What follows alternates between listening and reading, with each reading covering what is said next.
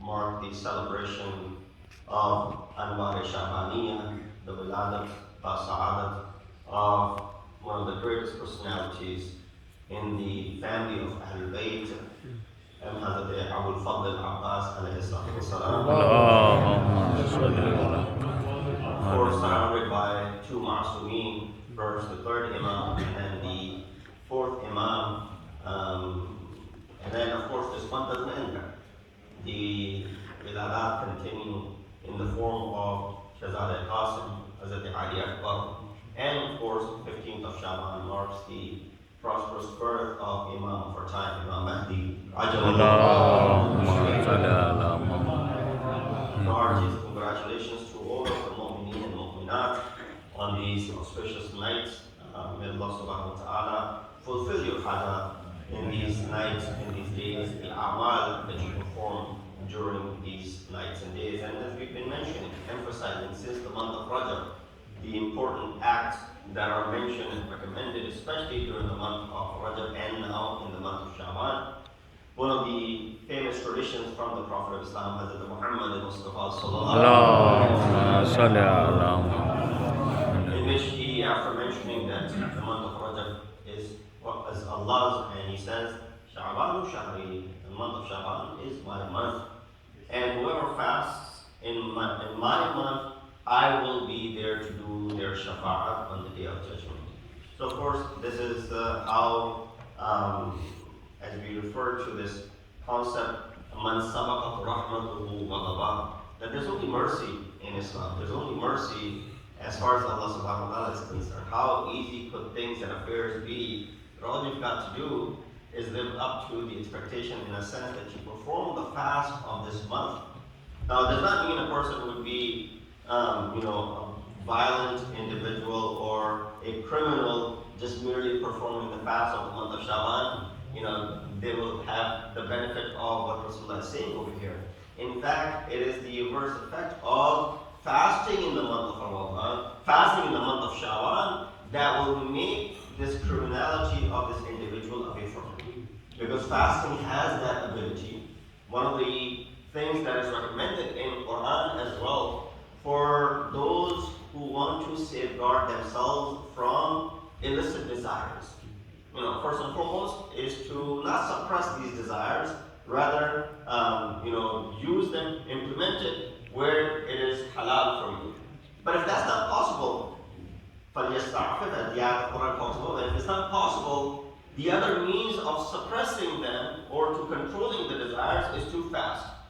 Fasting becomes that shield in front of those illicit desires. That's how it squashes all of the illicit desires that come into our minds. And so therefore, while fasting has that effect of self-building and self-purification, even if a criminal was to go ahead and utilize the opportunity to fast in the month of Shaban, the fast itself will go ahead and cleanse this individual, for which he will be ready for the shafa'at of Rasulullah, where he deserves it on the Day of Judgment. So with this, I recited these words from Molana Syed Rizwan Rizvi, when he speaks and talks about those who are the pious and muttaqeen. Imam says, muttaqeen are someone ghaiban mulkuhu, hadiran ma'rusuhu, that his evils are invisible and his virtues are ever present. His good is ahead and his mischief has turned its face from him. Explaining the attributes of muttaqeen, Molana Syed says, muttaqi is someone that their evil or haram acts are hidden and their good and halal acts are visible. Now what's the philosophy behind that? And then, can a muttaqi get near haram and that which is considered to be evil? Imam uses the third term, ghaib, for munkar and hadir for ma'ruf. This tells us that the ghaib or the hidden is a permanent feature. Otherwise, it is against the stature of the pious to allow their soul to act indecently even for a moment. So when his evil is behind, does not necessarily mean that this person commits the evil all the time and keeps it behind him. then it would be what? Munafiq rather than a muttaqi. We can also give a probability that hidden doesn't mean completely absent. After all, this is a human being. He's not infallible, right? They are fallible, prone to committing mistakes and making mistakes. So Imam is not saying this person is all of a sudden now what? Infallible.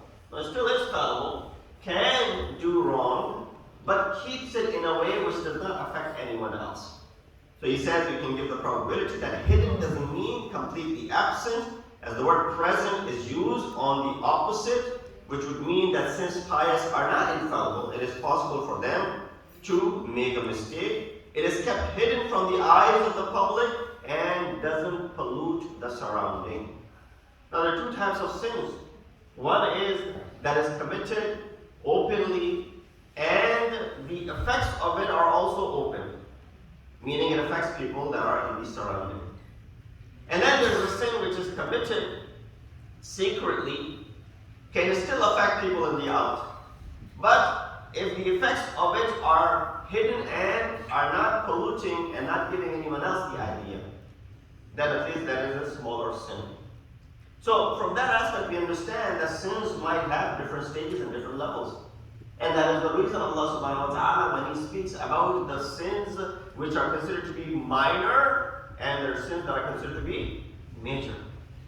And how do you differentiate between the two? Major are the ones for which Allah has promised the wrath and the flames of fire and Jahannam in Quran. Those are all major sins. And then opposite of those are considered to be the minor sins. With this understanding, we understand that pious is not someone who's committing these major sins. He's one who might be involved in smaller sins, minor sins. And that is one way of removing your majors. Allah subhanahu wa ta'ala in the Quran also says, if you were to stay away from kaba'ir, we will overlook your sagair. The beauty of the kalam of Allah subhanahu wa ta'ala, that as long as you stay away from the major sins, we know that you will continue to commit minor sins, we will overlook your minor sins. As long as you can do the promise of staying away from those things which are considered to be major. So, it is often heard that by people that so-and-so is a good person, we haven't seen any bad from him, all we've seen is good come out of them. It is indicative that the fact that the person cannot be, we cannot call them infallible. غَائِبًا مُنْكِرُهُ وَحَاضِرًا مَعْرُوفُهُ. This person fits this category which Imam is mentioning. That his evil, which he might commit by himself and only affects him, is behind him, not public. Rather, his good is something which is beneficial and benefiting the others. So here's a discussion on ma'roof and munkar. Where else have you heard ma'roof and munkar? You've heard it in amr bil ma'roof and nahi anil munkar. But there itself, the classification of the words ma'roof and munkar. So ma'roof comes from the root irfan. Irfan means something that is known or recognized. When you see it, you can understand it and you can recognize it. Whereas munkar comes from inkar, which is a denial, meaning that which is unrecognized. So that's how the etymology of the two words, ma'roof and munkar, is. Raghib Isfahani, who's written a book called Mufradat al-Quran, where he discusses the words that have appeared in Quran specifically, and then does the tashri' and the commentary on those words, provides a linguistic understanding of what these words that are used in Quran mean. Because of course we understand, Kalam al-Hakim is not that easy. While it is easy to understand and comprehend, but it requires someone to explain it to us. And that's why we have never separated Quran with Ahl-e-Bait. As the instructions of the Prophet were, إِنِّي تَارِكُمْ فِيكُمُ الثَّقَلَيْنِ. Two things are together. Don't take one and leave the other. If you do so, then you will run into this issue. So here we see that Allah subhanahu wa ta'ala, and when this book uses the words, there are different means and understanding of these words. Words such as hudan, right? You use the word, you hear the word hudan. The word huda in Arabic is used close to 29 times and in different meanings. Not always the word huda means guidance.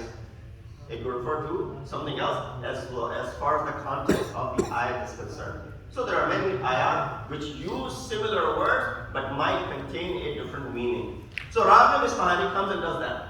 So if you ever need to look up a word which you are not understanding why is it used in this context, even if you read the translation of it, Raghib Isfahani in his book Mufradat will explain that. He says ma'ruf refers to every action. Now keep in mind, he only focuses on the words that have appeared in Quran. He said ma'ruf refers to every action which is recognized by the aql and sharia as kind and good.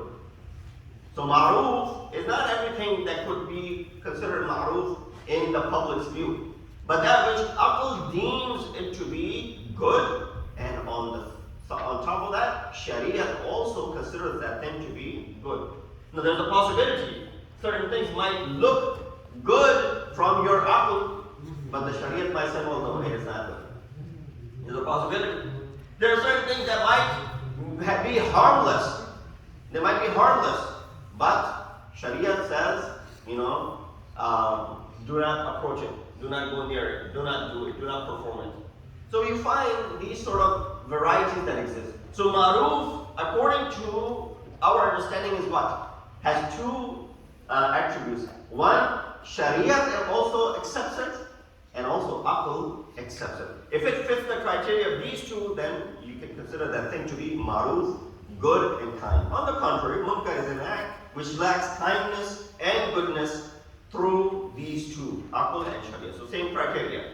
Munkar is also perceived through Aql and Sharia, and same thing is when it comes to ma'ruf, which is perceived through Aql and Sharia. Therefore, a good action is called ma'ruf, recognized, since Allah has created insan on nature where good habits and characteristics are known to him. It's not like good things are hidden from you. Sometimes they're intuitive. Growing up, certain things that you develop and learn, they're ma'ruf. They're good things that are intuitive, that are in the nature of insan. Allah has created you on that nature. Allah has created you on good nature. Nature which is sound and perfect. Yes, it's the environment that we are brought up in and the